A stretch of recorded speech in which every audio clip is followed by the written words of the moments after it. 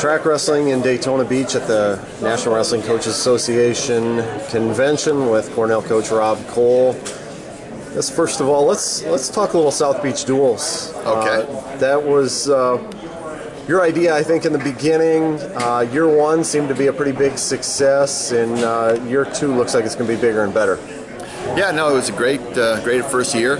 Next year we'll move it to the convention center right downtown in Fort Lauderdale. We've got pretty much all the teams coming back, and plus I think that's the NC State. I got to think of the teams: Purdue, Indiana. I've got a lot of Utah Valley. I mean, I don't want to miss anybody. 16 teams coming in. Lehigh's in. Lehigh's in. Yeah. I don't want to talk about our competition. They're right down the road. But no, it's going to be a lot of fun, great competition, and I look forward to it every year. How much bigger would you like to see it get, or is this about perfect right now? I don't really care as long as we get the teams, we get good competition, and we can train. I'd like to create a better regional training center situation down there where the teams can get together and actually train, see some different bodies. Some teams are hesitant to do that. They don't know why they don't. Until you're winning the national championship, you can't be looking behind you, right? So that's my phone. So no, I don't really care. However many teams want to come, I just want to make sure we get 4 or 5 matches in 2 days, and then have some great 2 weeks, at least a week training after that. What did you guys do down there after the final day of competition? So last year, I think we stayed 9 days in total, and we would get up in the morning, we'd work out, and wrestle and practice in the morning, and then after lunch, we'd take the guys to the beach, we'd run on the beach, and we'd do a swim workout after that. The kids could do whatever they wanted to do. You had an idea. You wanted to do a duel on a cruise ship. That wasn't entirely my idea, actually. I mean, I think that was Papalicio and Frank, not necessarily, and Pat. And ironically, I don't think that's a unique idea. I think I had thought of the idea, but someone also had the idea. Maybe they had it before me, and they brought it up. Unfortunately, we didn't work out. The logistics didn't work out. You have anything else cooking in your mind right now along those lines? Things cooking in my mind right now. I got burned, terrible burn, so I'm going to avoid the beach and finish up here and get the heck home, start getting recruiting again.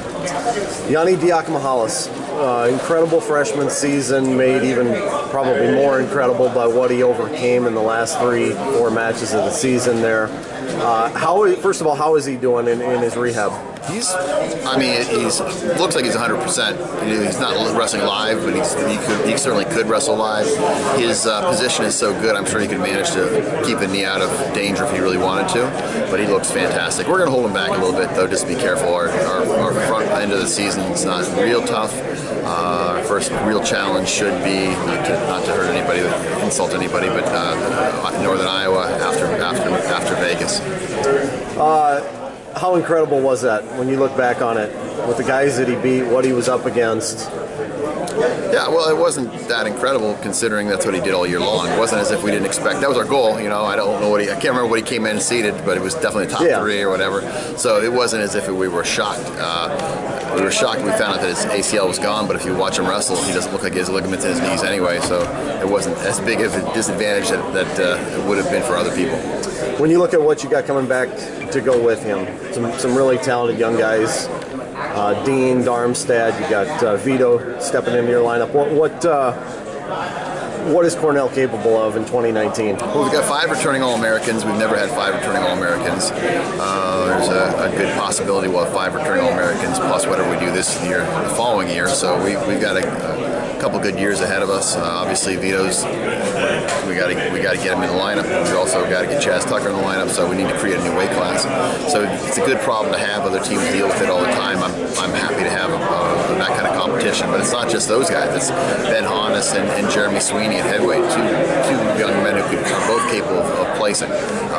Whoever makes that team there needs to be on the podium. And if all things go as planned, we certainly expect to be contending for a trophy, if not more. What was last year like for you? I mean, when you look back, at the beginning of the year, you guys might have been down like 15, 20, 25 in the rankings. 33? Yeah, we're 33, and I did put in my newsletter that if we place as high as we're ranked right now, that I need to be fired, because I knew the cast of characters that we had, on the shelf that we're going to be playing, being wrestling for. So it wasn't a huge surprise. you don't just drop off the face of the earth. You don't just appear out of nowhere either. I mean, it's been, I think, 15 straight years in the top 12 for us. So we're not going to go anywhere in the near future. As you look at this event down here, the last couple days, what are takeaways for you from maybe things that have stood out from the convention and where wrestling needs to go in the future? I mean, this convention kind of reminds me of our NCAA tournament. It keeps getting a little bit bigger, a little bit better every year. That's a testament to Mike Moyer and his crew. It's a great venue, a great place to bring your family,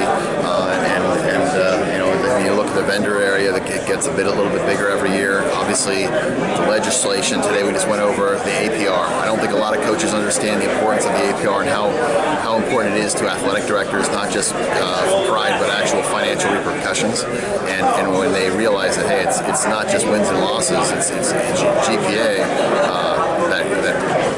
that will dictate the future of your team. Maybe they'll put a little more emphasis on making sure their kids are graduating.